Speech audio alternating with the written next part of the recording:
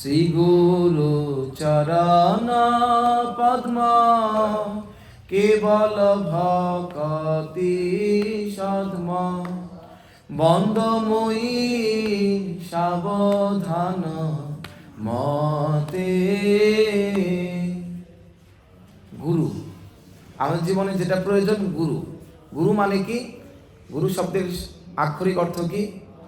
গু শব্দ অন্ধকারস্য, রু শব্দ তন্নিরোধক, অন্ধকার নিরোধত্বা গুরু শব্দ বিধীয়তে।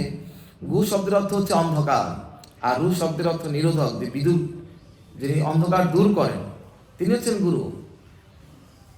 আমরা অজ্ঞানের অন্ধকারে আমাদের জন্ম হয়েছে, সেই অজ্ঞানের অন্ধকার থেকে যিনি আমাদেরকে আলোর পথে নিয়ে যাবেন, তিনি হচ্ছেন গুরু। আমরা এখন অজ্ঞানের অন্ধকারে আছি। আর প্রশ্ন হতে পারে, কিসের অন্ধকার? আমরা তো আলোতেই আছি, আমরা সবকিছু দেখতে পাচ্ছি। না, আমরা সমস্ত কিছু দেখতে পাচ্ছি না। যেমন যেমন দেখুন, এই ফোনটা আমি নিয়ে এসেছি। এই ফোনটা আমি রেখে যাই, আমি এসেছি মির্জাপুর থেকে, তো এই ফোনটা যদি আমি রেখে যাই, তাহলে কি হবে? এই মন্দিরের সংশ্লিষ্ট কর্তৃপক্ষ বা প্রভু বলবে, প্রভু আপনার ফোনটা নিয়ে যান। এই ফোনটা যে আমার ফোন, উনি বুঝলেন কি করে? কারণ দেখেছিলেন আমি আসার সময় ফোনটা নিয়ে এসেছিলাম, এই ব্যাগটা নিয়ে এসেছি। তো ব্যাগটা যদি আমি আবার কি করি, রেখে যাই, বলবে প্রভু আপনার ব্যাগটা নিয়ে যান। উনি বুঝলেন কি করে ব্যাগটা আমার আসার সময় উনি দেখেছিলেন আমি নিয়ে এসেছি, তাই। কিন্তু এখন যদি আমি এখান থেকে এই সাউন্ড বক্সটা নিতে চাই, আমাকে নিয়ে যেতে দেওয়া হবে না। কেন নিতে দেবে না? কারণ এটা আমার না। এটা আমার না কেন? কারণ আমি আসার সময় নিয়ে আসিনি, এটা এখানেই ছিল। এই ফোনটা আমি নিয়ে এসেছি, এইটা আমার। তাহলে কোনটা আমার? যেটা আমি নিয়ে এসেছি, আর সেটাই আমি নিতে পারবো। যেটা নিয়ে আসিনি সেটা আমার না, আর সেটা নিতেও পারবো না। এই বইটা আমি নিয়ে আসিনি, তাই এটা আমার না। তাহলে আমার কোনটা? যেটা আমি নিয়ে এসেছি। এই পৃথিবীতে আসার সময় আমরা কে কে কি কি নিয়ে এসেছি? হাতে করে কিছু নিয়ে এসেছি? কিছু নিয়ে এসেছি? তাহলে কোনো কিছু তো আমার না। তাহলে আমি বলছি কেন আমার? যেহেতু আমি নিয়ে আসিনি, তাই আমি নিতেও পারি না। মৃত্যুর সময় কেউ নিতে পারে? মৃত্যুর পরে না, কেউ নিতে পারে না। আমরা দেখতে পাচ্ছি এই লোকটা কিচ্ছু নিয়ে আসেনি, তাই যাওয়ার সময় কেউ নিতেও পারে না। তার মানে এগুলো কারো, কোনো কিছুই আমাদের না, তারপরে আমরা আমাদের বলে দাবি করছি। তার মানে কি? এর মালিকটাকে আমরা দেখতে পাচ্ছি না। এর প্রকৃত মালিককে আমরা তো দেখতে পাচ্ছি না, তার জন্য আমার বলছি। মালিক দেখতে পাচ্ছি না, একটা ফোন পড়ে আছে, এদিক ওদিক মালিক নাই, তখনই আমি হাতে নিয়ে বলছি আমার। এই একই জায়গার মালিক একসময় আমার বাবা ছিল, কিছুদিন আগে তার ঠাকুর দাদা, তার বাবা কতজন মাল বলছে আমি মালিক আমি মালিক। জায়গাটা তো একই আছে, মালিকগুলা কোথায়? তার মানে প্রকৃত মালিক কে? তার মানে এগুলো আমরা কেউ মালিক না। প্রকৃত মালিককে আমরা দেখতে পাচ্ছি না, চোখ থাকার পরে মালিককে দেখতে পাচ্ছি না। আসলে ওই প্রকৃত মালিককে সূর্যের আলোতে দেখা যায় না। এই যে মালিক, এই মালিককে সূর্যের আলোতে দেখা যাবে না। এই মালিককে দেখতে যে আলো লাগে সেটা হচ্ছে জ্ঞানাঞ্জন শলাকয়া, জ্ঞানের আলো। ঠিক আছে? সেই জ্ঞানের আলো, সেই জ্ঞানের আলোকবর্তিকাটা কার হাতে আছে? সেটা হচ্ছে শ্রী গুরুদেবের হাতে। এই যে অজ্ঞানের অন্ধকার, এই অন্ধকারের কারণে, অজ্ঞানের অন্ধকারের কারণে প্রকৃত মালিককে আমরা দেখতে পাচ্ছি না।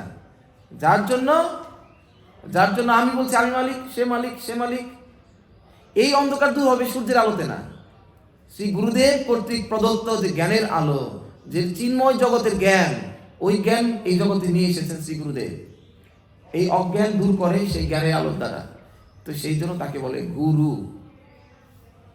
অন্ধকার নিরোধাত্মা গুরু শব্দ বিধীয়তে। আর গুরু শব্দের আরেকটা অর্থ কি? গুরু শব্দের অর্থ হচ্ছে ভারী, খুব ওজন। এই জগতে সবচেয়ে ভারী, ভার বহনকারী ব্যক্তি হচ্ছেন শ্রী গুরুদেব। এটা কি করে হয়? আমি তো 50, 60, 70 বছরের একটা বোঝা নিতে পারি, শিলা প্রভুপাদ কি তা নিতে পারবেন? এই বৃদ্ধ বয়সের লোকটা। তাহলে ওনাকে ভার বহনকারী বলা হচ্ছে কেন? এই পৃথিবীতে সবচেয়ে ভারী কি? এই পৃথিবীতে সবচেয়ে ভার কে বহন করে? এই ধরিত্রী মাতা সমস্ত ভার বহন করছেন। কিন্তু ধরিত্রী মাতা এক সময় ব্রহ্মার কাছে ক্রন্দন করে করে বলছেন, প্রভু জগতের সমস্ত ভার আমি সহ্য করতে পারি, কিন্তু পাপ ও ভুরি ভারে না, এই পাপ এবং পাপীদের ভার আমি বহন করতে পারি না, আমাকে এখান থেকে মুক্তি দান করুন। তার মানে জগতে সবচেয়ে ভার হচ্ছে পাপ আর পাপী, ঠিক আছে। আর গুরুদেব কিসের ভার গ্রহণ করে? শিষ্যের এই জন্মের পাপ, জন্ম জন্মান্তরে পুঞ্জীভূত পাপ রাশি তিনি তার কাঁধে গ্রহণ করেন। ততব সংসারম্বধি তরম দায়তে মূলগে, যখন কোনো শিষ্য তার চরণে আত্মসমর্পণ করে তখন তার এই সংসার সমুদ্র থেকে পাড়ি দেওয়ার জন্য যত পাপ আছে সেই পাপের বোঝা তিনি তার কাঁধে তিনি বহন করেন। তাই তাকে তিনি হচ্ছেন গুরুদেব। তাহলে চিন্তা করুন, কত এক জন্মের বোঝা না, যে বোঝা স্বয়ং ধরিত্রী দেবী সহ্য করতে পারেন না, সেই বোঝা কার কাঁধে গ্রহণ করেন? শ্রী গুরুদেব। এক জীবনে পাপ না, জন্ম জন্মান্তরে পাপের বোঝা এই ব্যক্তিরা গ্রহণ করেন। কত দূর নিয়ে যাবেন? 1 মাইল, 2 মাইল, 3 মাইল না, যতক্ষণ পর্যন্ত শিষ্য এই জগৎ থেকে ভগবানের ধামে না যেতে পারবেন গুরুদেব ততক্ষণ পর্যন্ত এই জগৎ ছেড়ে যাবেন না। তার মানে ভগবত ধাম যাওয়ার আগ পর্যন্ত এই বোঝা গুরুদেব তার কাঁধে তিনি গ্রহণ করেন।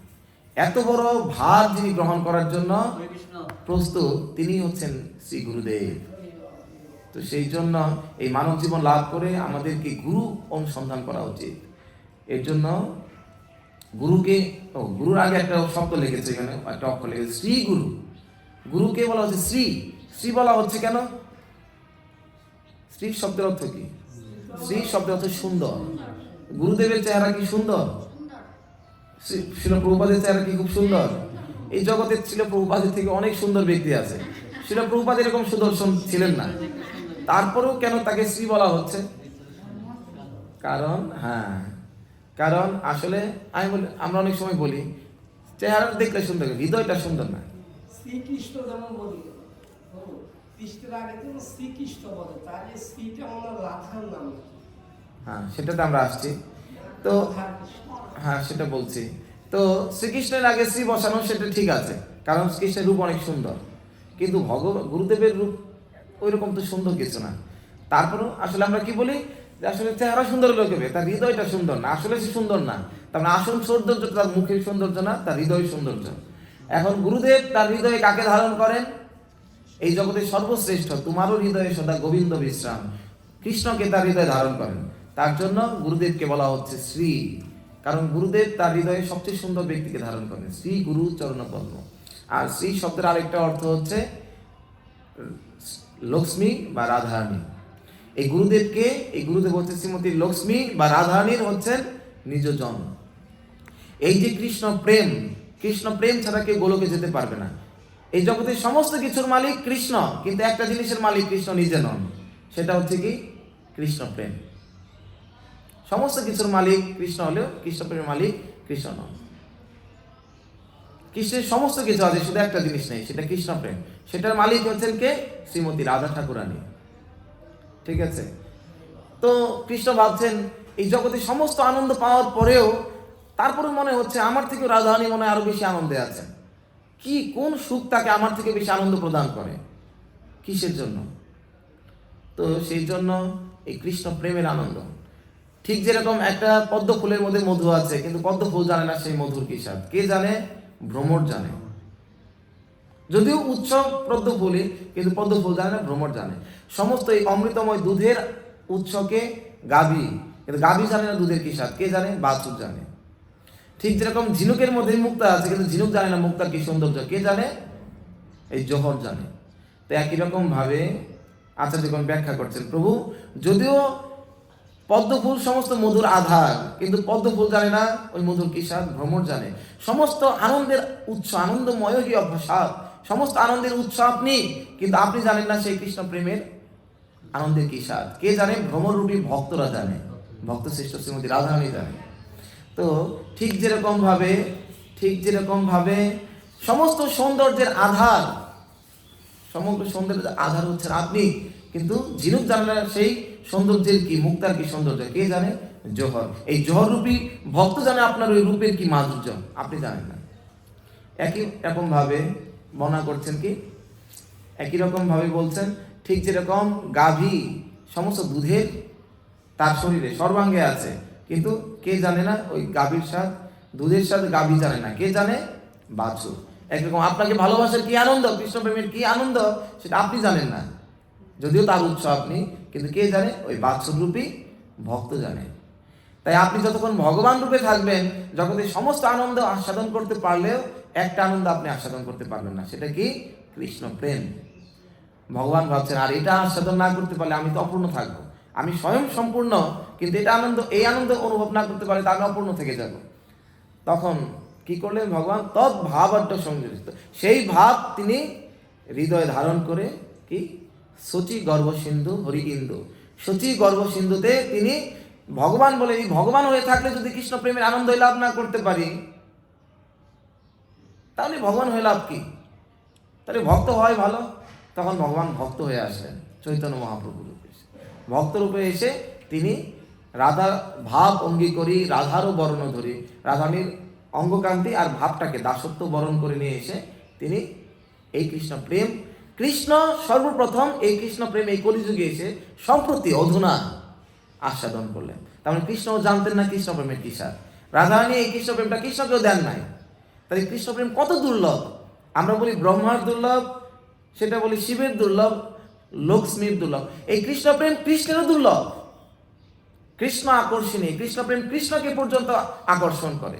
কৃষ্ণ সর্বাকর্ষক, জগতের সবাইকে আকর্ষণ করে, আর কৃষ্ণ প্রেম কৃষ্ণকে আকর্ষণ করে। কে কাকে আকর্ষণ করে? নিকৃষ্ট ব্যক্তিকে উৎকৃষ্ট বস্তু আকৃষ্ট করে।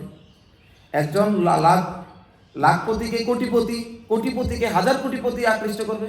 মানে উৎকৃষ্ট বস্তু ব্যক্তি নিকৃষ্ট ব্যক্তিকে আকৃষ্ট করে। তাহলে সবচেয়ে জগতের উৎকৃষ্ট কে? কৃষ্ণ। তাই তিনি সবাইকে আকৃষ্ট করেন, আকর্ষণ করেন। কিন্তু কৃষ্ণের থেকেও তার এই জগতে উৎকৃষ্ট, তার সমান বা তার থেকে শ্রেষ্ঠ কেউ নেই, অসমর্থ। কিন্তু কৃষ্ণকেও আকর্ষণ করে এই কৃষ্ণ প্রেম, যার জন্য কৃষ্ণকে পর্যন্ত, এটা কার মধ্যে ছিল? মা যশোদার মধ্যে ছিল। তাই কৃষ্ণকে বেঁধে ফেলেছিলেন, নিয়ন্ত্রণ করে ফেলেছিলেন, কৃষ্ণকে ভর্ৎসনা করছে। গোপিকাদের মধ্যে ছিল, কৃষ্ণকে বকা দিচ্ছে। প্রিয়া যদি মান করি করে ভর্ষণ, বেদস্তুতি হইতেও সে হরে মন। গোপিকারা যখন তাকে এরকম ভর্ৎসনা করতেন, এটা শুনে কি হতো? কৃষ্ণ বলতেন বেদের ব্রাহ্মণরা যে স্তুতি করে তার থেকেও আমার হৃদয় কি হয়ে যায়? আমার হৃদয় তার থেকেও আরো বেশি আনন্দ পায় এই গোপিকারা যখন আমাকে বকে। তার মানে কি? তার মানে কৃষ্ণ প্রেম কৃষ্ণকে আকর্ষণ করে, কৃষ্ণকে নিয়ন্ত্রণ করে। সেই কৃষ্ণ প্রেম সম্প্রতি 500 বছর আগে কৃষ্ণ প্রাপ্ত হয়েছেন। এই অনন্তকাল ধরে কৃষ্ণ প্রাপ্ত হননি। শ্রীমতী রাধারানী সর্বপ্রথম বরাদ্দ করলেন কাকে? কৃষ্ণকে। আর যখন রাধারানী চিন্তা করলেন আমি ভাবছিলাম কাউকে দিব না, আমার একটা মাত্র সম্পদ কৃষ্ণকেই দিয়ে দিলাম, তাহলে আমার যিনি আমার পতি, আমার স্বামীকেই দিলাম, তাহলে আমার পুত্ররা কি দোষ করলো? তাহলে আমার পুত্রদেরকেও দিই। তখন সর্বপ্রথম অনর্পিত চরিম চিরাত, এই কৃষ্ণ প্রেমটা চিরকাল অনর্পিত ছিল, কিন্তু সর্বপ্রথমবারের জন্য এই কৃষ্ণ প্রেমটা শ্রীমতী রাধারানী স্যাংশন করলেন, দিয়ে দিবেন। এবং এটা দেওয়ার জন্য কাকে তিনি নির্ধারণ করলেন? চৈতন্য মহাপ্রভুকে, যে আপনি এই কৃষ্ণ প্রেম জগৎ জুড়ে বিতরণ করুন। চৈতন্য মহাপুর আজ্ঞাতে নিত্যানন্দ এটা বিতরণ করলেন। কিন্তু এটা বিতরণ সবাইকে বিতরণ করে দিন, কিন্তু চৈতন্য মহাপ্রভু সেই কাজটা, বিতরণের কাজটা কি করলেন? সারা পৃথিবী জুড়ে করলেন না, সারা ভারতের মধ্যে রইল। রাধারানী বললেন যে কি শুধুমাত্র আমি বললাম সারা পৃথিবী জুড়ে দিন, আপনি শুধু ভারতবর্ষ জুড়ে দিলেন না, ঠিক আছে, আপনাকে দিয়ে কাজ হবে না। এটা কাকে লাগবে? আমার একজন প্রিয় ভক্ত আছে, তাকে দিয়ে আমি এই কাজটা করাবো। আর তিনি কে? তিনি হচ্ছেন শিল প্রভুপাদ। শিল প্রভুপাদকে দিয়ে, যিনি হচ্ছেন শ্রী গুরু, রাধারানী নিজজন শ্রেষ্ঠজন, তাকে দিয়ে এই কৃষ্ণ প্রেম বিতরণের সর্বশ্রেষ্ঠ কাজটা। আমার কাছে একটা 1 কোটি টাকার চেক আছে। এই 1 কোটি চেকটা নিশ্চয়ই আমি কাউকে যাকে তাকে দিয়ে পাঠাবো না, নিশ্চয়ই আমার খুব কাছের জনকে দিয়ে পাঠাবো। এই জগতের সর্বশ্রেষ্ঠ সম্পদ কৃষ্ণ প্রেম রাধারানী বিতরণ করছেন, যাকে তাকে দিয়ে বিতরণ করছেন না, তার নিজের কাছের জনকে দিয়ে বিতরণ করছেন। সেটাকে রাধারানীর কাছের জন হচ্ছেন কে? গুরুদেব, জগৎ গুরু শিল প্রভুপাদ। এই জগতের কিছু কিছু গুরু আছে একটা গ্রাম জুড়ে প্রচার করেন, কিছু গুরু আছে একটা দেশ জুড়ে প্রচার করেন, কিন্তু শিল প্রভুপাদ উনি এমন একজন গুরু সারা বিশ্ব জুড়ে প্রচার করেছেন, তাই তার নাম হচ্ছে জগৎ গুরু শিল প্রভুপাদ কি। তো উনি হচ্ছেন রাধারানীর কত প্রিয়জন। কৃষ্ণ প্রেম প্রদায়তে মহাপ্রভুকে মহাবদন অবতার বলা হচ্ছে, কারণ তিনি কৃষ্ণ প্রেম বিতরণ করেছেন কিন্তু ভারতবর্ষ জুড়ে। কিন্তু শিল প্রভুপাদ এই কৃষ্ণ প্রেম সারা বিশ্ব জুড়ে প্রদান করেছেন। শিল প্রভুপাদকে কি বলা উচিত? মহাপ্রভুকে তো মহাবদান বলা হচ্ছে। তো শিল প্রভুপাদের স্থিতি আমাদের বোঝার চেষ্টা করা উচিত। সেই জন্য শিল প্রভুপাদকে শ্রী গুরু, তিনি হচ্ছে শ্রীমতী রাধারানী, শ্রীজি রাধারানীর তিনি নিজজন, তাই তাকে বলা হচ্ছে শ্রী গুরু চরণ পদ্ম। তার চরণকে তুলনা করা হয়েছে পদ্মের সাথে। শিল প্রভুপাদের চরণ কি পদ্ম ফুলের মতো ছিল দেখতে? না। তাহলে কেন পদ্ম ফুলের সাথে তুলনা করা হচ্ছে? পদ্ম ফুল অনেক সফট, এর একটা বৈশিষ্ট্য। কিন্তু আরেকটা গুণ কি, পদ্ম ফুল হচ্ছে মধুর আশ্রয়। জগতে যত মধু আছে সবচেয়ে পুষ্টিকারী, সবচেয়ে দামি মধু পদ্ম ফুলে হয়। পদ্ম ফুল হচ্ছে মধুর আধার, মধুর আশ্রয়, উৎপত্তি স্থল। আর শ্রী গুরু চরণ পদ্ম, গুরুদেবের চরণ হচ্ছে কি কেবল ভকতি সদ্ম, ভকতির উৎপত্তি, উদ্গম স্থল। একমাত্র ভক্তির স্থানটা হচ্ছে কি গুরুদেবের চরণ পদ্ম। এই ভক্তি হচ্ছে গোলক বৃন্দাবনের সম্পদ। গোলক বৃন্দাবন ছাড়া এই ভক্তিটা পাওয়া যাবে না। এই মর্তলোকে এই ভক্তিটা অ্যাভেলেবল নেই। কিন্তু এই মর্তলোকেও এই দুষ্প্রাপ্য বস্তুটাও এই জগতে আজকে সুলভ হয়ে গেছে। একটা জায়গায় সেটা পাওয়া যাবে, সেটা কি কেবল ভকতি সদ্ম। গুরুদেবের চরণ পদ্মই হচ্ছে সেই ভক্তির কেবল, মানে একমাত্র স্থান। ওইখানেই শুধু ভক্তিটা আছে। গোলকে যাওয়ার যে কৃষ্ণ প্রেম ভক্তি, সেটা গুরুদেবের চরণে আছে। তো সেজন্য বলছে কেবল ভগবতী সদ্ম, গুরুদেবের চরণ, আর অন্য কোথাও গেলে পাওয়া যাবে না। তাহলে পরে গুরুদেবের চরণেই সেই ব্রহ্মার দুর্লভ কৃষ্ণ প্রেমটা আছে, প্রেম ভক্তি। তাহলে আমাদের কি করা উচিত? সেই গুরুদেবের চরণ কিভাবে বন্দময়ী সাবধান মতে, সেই গুরুদেবের চরণের বন্দনা সেবা করা উচিত অত্যন্ত সাবধানতার সহিত, সাবধান। কিভাবে করা উচিত এটা আমাদের জানা উচিত। একটা আইসক্রিমকে সংরক্ষণ করার জন্য কি একটা কি লাগে, নির্দিষ্ট তাপমাত্রা লাগে, -10, 20। একই রকম অনেক ভাগ্য করেছে যে কেউ গুরুদেব লাভও করে ফেলে, সদ্গুরু লাভ করেও ফেলে, স্বাধীনতা অর্জনের থেকে রক্ষা করা কঠিন। এরকম একজন গুরুকে লাভ করার থেকেও যেরকম কঠিন ব্যাপার, কিন্তু তার থেকেও তার কৃপাটা ধারণ করে রাখাটা আরো কঠিন ব্যাপার। এখন সেই গুরুদেবকে পেয়েছি, কিন্তু তার সেই গুরুদেবকে গুরু কৃপা ধারণ করে রাখার টেম্পারেচারটা কি, কোন তাপমাত্রাতে গুরুদেবের কৃপাটা ধরে রাখতে পারবো? আইসক্রিমকে -20, কিন্তু গুরুদেবের সাবধান মতে কোন টেম্পারেচারে আমাদের গুরুদেবের কৃপাটা আমি সবসময় ধরে রাখতে পারবো? সেটা একটা মাত্র টেম্পারেচার। সেটা কি? সেটা হচ্ছে বিনম্রতা, দৈন্যতা। তার জন্য গুরুদেবকে ওইখানে চরণ পদ্ম বলা হচ্ছে। চরণ কি ইন্ডিকেট করে? বিনম্রতাকে, দাস্যতা, বিনম্রতাকে ইন্ডিকেশন করে। তার জন্য আমাদেরকে চরণে বন্দনা করতে বলছে। কারণ অর্থাৎ এটা বোঝাচ্ছে অত্যন্ত বিনম্রতার সাথে গুরুদেবের সেবা করা উচিত। কারণ যাহার প্রসাদে ভাই এ ভব তরিয়া যায়, যিনি প্রসন্ন হলেই জন্মান্তর ধরে যে ভব সমুদ্র আমরা পাড়ি দিতে পারছি না, আর একটা মাত্র ব্যক্তি প্রসন্ন হলেই আমরা এই ভবসাগর থেকে মুক্তি লাভ করে ভগবত ধামে চলে যেতে পারবো।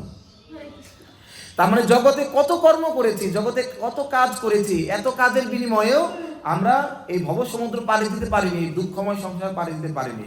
আর একটা কাজ করার মাধ্যমেই, শ্রী গুরুদেবকে সন্তুষ্ট করার মাধ্যমেই আমরা এই ভব সমুদ্র পাড়ি দিয়ে যেতে পারি। তাহলে জগতের সমস্ত কাজের থেকেও সবচেয়ে গুরুত্বপূর্ণ কাজ হচ্ছে শ্রী গুরুদেবকে সন্তুষ্ট করা। তো সেই জন্য কৃষ্ণ প্রাপ্তি হয় যাহা হইতে, কৃষ্ণ প্রাপ্তি গুরুদেব সন্তুষ্ট হলেই হবে। এখন তাহলে কি করতে হবে, কিভাবে তার সেবা করতে হবে? তার মানে কি প্রতিদিন গুরুদেবের চরণে ফুল জল দিতে হবে, গুরুদেবের চরণ পরিষ্কার করে দিতে হবে, স্নান করাতে হবে গুরুদেবকে? না। ফুল ফল আড়ম্বরে পূজা নাহি হয়। এই ফুল ফল বাতাসে এত কিছু দিয়ে গুরুদেবের পূজা হবে না। কিভাবে গুরুদেবের পূজা হবে? বাণীর সেবক যেই, সেই তো পূজা হয়। যে গুরুদেবের বাণী সেবা করবে সেই প্রকৃত সেবক, সেই গুরুদেবের প্রকৃত সেবা করছে। বাণী সেবা হচ্ছে সর্বশ্রেষ্ঠ সেবা। তাই গুরু মুখ পদ্ম বাক্য চিত্তেতে করিয়া ঐক্য, গুরুদেবের মুখ পদ্ম থেকে যে বাক্য নিঃসৃত হচ্ছে এটাই চিত্তেতে করিয়া ঐক্য, এটা হৃদয়ে ঐক্যতার সাথে সেটা ধারণ করা উচিত। ঐক্য মানে অর্থাৎ একটা শিষ্যের জন্য গুরুদেবের আদেশ হচ্ছে কি, তার জন্য লাইফ লাইন, তার জন্য অক্সিজেনের মতো। অক্সিজেন ছাড়া যেরকম মানুষ বাঁচতে পারে না, গুরুদেবের আদেশ পালন করা ছাড়াও একজন শিষ্য বাঁচতে পারবে না। এইরকম শিষ্যই গুরুদেবের কৃপা লাভ করতে পারবে, মানব জীবন সার্থক করতে পারবে। হ্যাঁ, এখন বলছি শুধু গুরু ভক্তি থাকলেই হবে? হ্যাঁ, ওখানে তারপরে শ্লোকে তারপরে লাইনে কনফার্ম করা হচ্ছে। হ্যাঁ, শ্রী গুরু চরণের অতি এই সে উত্তম গতি, যে প্রসাদে পুরে সর্ব আশা। যদি কারো শ্রী গুরু চরণের, আমার কৃষ্ণ ভক্তি হলো না, কৃষ্ণের প্রতি ভক্তি নাই, অন্য কোনো কিছুর প্রতি ভক্তি নাই, দরকার নেই, শুধু শ্রী গুরু চরণের রতি,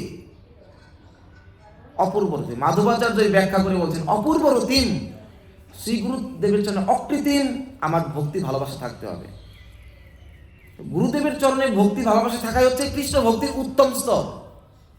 এটা মাধবাচার্য ব্যাখ্যা টিকাতে লিখছেন। আমার ভক্তির কোন স্তরে আছে?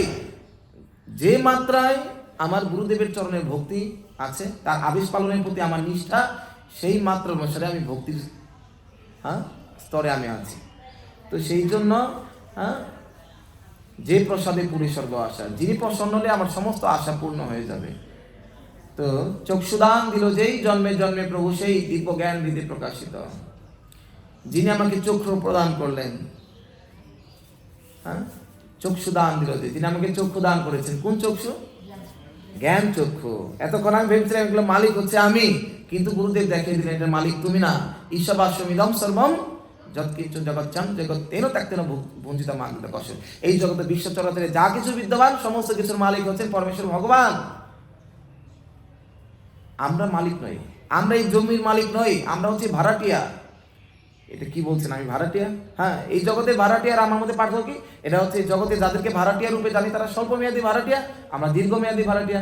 কেউ 3-4 বছর ভাড়া থাকে, আমরা 60-70 বছরের ভাড়া থাকছি, আমরা সবাই ভাড়াটিয়া, কিন্তু কেউ ভাড়া দিচ্ছি না। গুরুদেব আমাদের শিক্ষা দিচ্ছেন তোমরা ভাড়াটিয়া, তোমাদেরকে ভাড়া দিতে হবে। আকাশ বাতাস অক্সিজেন যা কিছু আমরা প্রাপ্ত হচ্ছে, প্রতিদিন একটা মানুষ কি কত টাকার অক্সিজেন, প্রতিদিন 3 সিলিন্ডার করে অক্সিজেন নেয় পূর্ণবয়স্ক মানুষ। প্রতি সিলিন্ডার অক্সিজেনের দাম আমি একটা আর্টিকেলে পড়েছিলাম 7-8 বছর আগে, 700 টাকা করে প্রতিদিন। তার মানে আমরা 3 সিলিন্ডার 2100 টাকা, 2000 টাকার অক্সিজেন নিচ্ছি। তার মাসে 60,000 টাকা, বছরে 7 লক্ষ।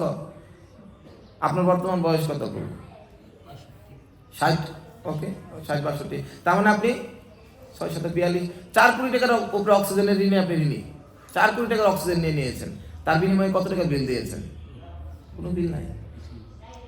লাইন কেটে দেওয়ার কথা ছিল, কিন্তু ভগবান আউট অফ কজলেস মার্সি, ভগবানের হয়তো কি করুণার ফলে সেটা করেন নাই। ভগবান সুযোগ দিয়েছেন, সুযোগে সদ্ব্যবহার করার জন্য সুযোগ দিয়েছেন, কিন্তু আমরা তার অপব্যবহার করেছি, ভগবানের বিরুদ্ধে আচরণ করেছি। তো এর জন্য আমাদেরকে গুরুদেব এই ভুলটাকে কারেকশন করাতে এসেছেন। এর প্রকৃত মালিক ভগবান। তোমার দেহ ধারণ করার জন্য যতটুকু প্রকার ততটুকু, যৎকিঞ্চ, বাদ বাকি সবকিছু ভগবানের জন্য। আর আমরা কি করছি? আমরা সবকিছু ভোগ করে, যদি কিছু থাকে তার জন্য পরে ভগবান। সত্যযুগে মানুষ কি করতো? যা উপার্জন করতো সব ভগবানকে দিত। একটা বৃত্ত করে উপর দিকে ঢেল দিত, ঢেল দেওয়ার পরে বৃত্তের বাইরে 2-1 যা টাকা থাকতো ওই টাকা নিজে রাখতো, আর বাদ বাকি ভিতরে যা পড়তো সব ভগবানকে দিত। কিন্তু যখন ত্রেতা যুগ আসলো, আর বৃত্ত না, বৃত্ত অর্ধেক করে ফেললো। বৃত্ত অর্ধেক করে, বৃত্তের এই পাশে যা, ভগবানের এই পাশে যা, এই যা। আর যখন দাপর যুগ আসলো, তখন কি বৃত্তটা কি হলো? বলছে না, বৃত্তের ভেতরে যা পড়ে সব আমার, আর বাইরে যা পড়বে সব ভগবানের। কিন্তু কলিযুগে আর কোনো বৃত্ত টিত্ত নাই। উপর দিয়ে ঢেল দিবে, ঢেল দেওয়ার পরে নিচে যা পড়বে ভগবান, উপর থেকে ভগবান যা ধরতে পারে ভগবানের, আর নিচে যা পড়বে সব আমার। ভগবান ধরবেও না, আর ভগবান কিছু পাবে না, সব কিছু আমার। তো এইরকম করুণ পরিস্থিতিতে আমরা আছি। তো ভগবান কিছু দিচ্ছি না। গুরুদেব আমাদের শিক্ষা দিচ্ছেন যে না, সবকিছু ভগবানের, যদি না দাও তাহলে তোমাকে কষ্ট ভোগ করতে হবে। তো সেই জন্য উনি আমাকে চক্ষু দান দিয়েছেন, তাই উনি আমার জন্মে জন্মে প্রভু। সে is master life after life, সে আমার জন্মে জন্মে প্রভু। দিব্য জ্ঞান হৃদয়ে প্রকাশিত, তিনি আমার হৃদয়ে দিব্য জ্ঞান হৃদয় প্রকাশ করেছেন। যে জীবনে 2টা জিনিস আমাদের প্রয়োজন। এক হচ্ছে কি, ভগবান ধাম যেতে হলে অবিদ্যার কারণে যেতে পারছি না। অবিদ্যা দূর হলেই, অন্ধকার দূর হলেই আলো আসবে।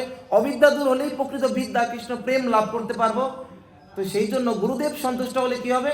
প্রেম ভক্তি যাহা হইতে অবিদ্যা বিনাশ যাতে। প্রেম ভক্তি গুরুদেব সন্তুষ্ট হলে লাভ হবে, আর অবিদ্যাও বিনাশপ্রাপ্ত হবে গুরুদেবের সন্তুষ্টি থেকে। এটা বানিয়ে ঠাকুর মহাশয় বলছে, আমি বানিয়ে বানিয়ে বলছি না। বেদে গায় যাহার চরিত, স্বয়ং বেদ এই কথা বলছে, বেদে গায় যাহার চরিত। সেই জন্য শ্রী গুরু করুণা সিন্ধু অধম জনার বন্ধু, এইরকম যে ব্যক্তি, তিনি কি আর সাধারণ কেউ? তিনি হচ্ছেন করুণার সিন্ধু।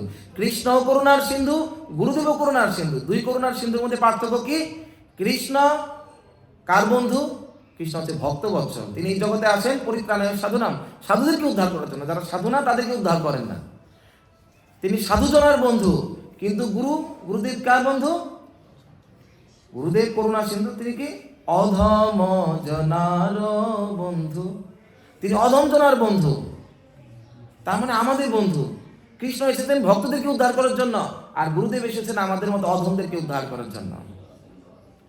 লোকনাথ লোকের জীবন, হাহা প্রভু কর দয়া, দেহ মোরে পদ ছায়া, এবে যশ ঘোষক ত্রিভুবন। তো এইরকম গুরুদেবকে যদি আমরা কখনো পাই, এরকম শিল প্রভুপাদ হচ্ছেন সেরকম একজন গুরুদেব। এরকম গুরুদেবকে বলে হা প্রভু করো দয়া, দেহ মোরে পদ ছায়া, হে প্রভু আমাকে দয়া করুন, আমাকে আপনার চরণ আশ্রয় দান করুন। ব্রহ্মাণ্ড ভ্রমিতে কোনো ভাগ্যবান জীব গুরু কৃষ্ণ প্রসাদে পায় ভক্তির।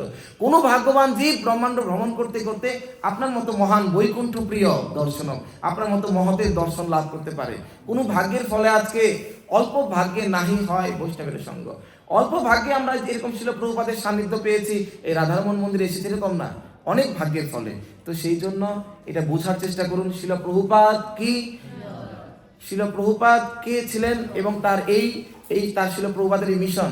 যেই আমরা আসে প্রত্যেকেই আমাদের অজ্ঞানতা দূর করার জন্য শিল প্রভুপাদ আমাদেরকে জ্ঞানের আলো দিয়েছেন। তো সেই জন্য আপনাদের এই অজ্ঞানতার অন্ধকার, শিল প্রভুপাদের কৃপা নিয়ে হৃদয়ের অন্ধকার বিদূরিত করার চেষ্টা করুন।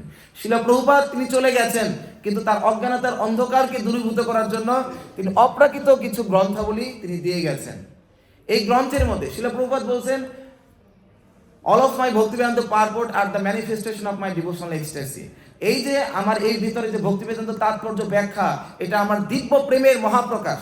If anyone touch my beak, within 10 years he must become a devotee. যদি কেউ আমার এই দিব্য গ্রন্থকে স্পর্শ করে 10 বছরের মধ্যে সে ভক্তে পরিণত হয়ে যাবে। হরে কৃষ্ণ। তাহলে চিন্তা করুন, শিল প্রভুপাদ বলছে আমি এই গ্রন্থের মধ্যে চিরকাল বিরাজমান থাকবো। এই গ্রন্থ যার কাছে আছে তার মানে শিল প্রভুপাদের মতো গুরুদেব তিনি কি করছেন, তাকে দিক নির্দেশনা দিচ্ছে। If you really want to please me then distribute my book. Srila Prabhupada বলছেন যে কি, যদি আমাকে সন্তুষ্ট করতে চাও তাহলে প্রত্যেকের কাছে এই গ্রন্থ রূপে আমাকে দিয়ে দাও। যার কাছে শিল প্রভুপাদ আছে তার কি আর কোনো, যার কাছে কৃষ্ণ সূর্য সম সূর্য আছে সেখানে কি অন্ধকার থাকতে পারে? যেথা সূর্য তাহা নাহি মায়ার প্রবেশ অধিকার। যেখানে সূর্য সেখানে অন্ধকার নাই। একই রকম ভাবে যেখানে শিল প্রভুপাদ আছে সেখানে আমাদের হৃদয়ে অজ্ঞানতার অন্ধকার থাকতে পারে না। শিল প্রভুপাদ এখনো আছেন তার গ্রন্থ রূপে। তো সেই জন্য আমি সবাইকে অনুরোধ করব, আজকে আমি what is the use of this 3 minutes lecture, আমার এই 10 মিনিট আধা ঘন্টার লেকচারে কি হবে আপনারা শুনবেন আবার ভুলে যাবেন। কিন্তু যদি এই গ্রন্থটা আপনারা গ্রহণ করেন তাহলে পরে এটা আপনাদের কাছে সংরক্ষিত হয়ে থাকবে। আমরা বাড়িতে 10 হিজ হোলিনেস ভক্তিপ্রেম স্বামী মহারাজ সেদিন বলছিলেন যে আমরা 1 কেজি আপেল কিনতে গেলে 250 টাকা লাগে। 1 কেজি আপেলের মধ্যে 4টা 5টা আপেল ধরে, তাই না? তাহলে এক একটা আপেলের দাম কত? 60 টাকা। এই এক একটা গ্রন্থ 30-40 টাকা করে, দুইটা মানে একটা আপেলের দামে 2টা গ্রন্থ পাওয়া যাবে। আপেলটা মূল্যবান, আপেলটা কি দিতে পারবে, কত পুষ্টি দিতে পারবে? আপেলটাই দেহের জন্য, এই গ্রন্থটা হচ্ছে আমাদের আত্মার জন্য। তো সেই জন্য যদি আপেলকেও যদি গুরুত্বপূর্ণ ভাবি, আপেলের দামে হলেও তার থেকেও কম দাম এটা। তো এই গ্রন্থগুলো আপনার সংগ্রহ করতে পারেন। এখানে খুবই এই যে পরলোকে সুগম যাত্রা, কি করে সেই পরলোকে যেতে পারি সহজ উপায়।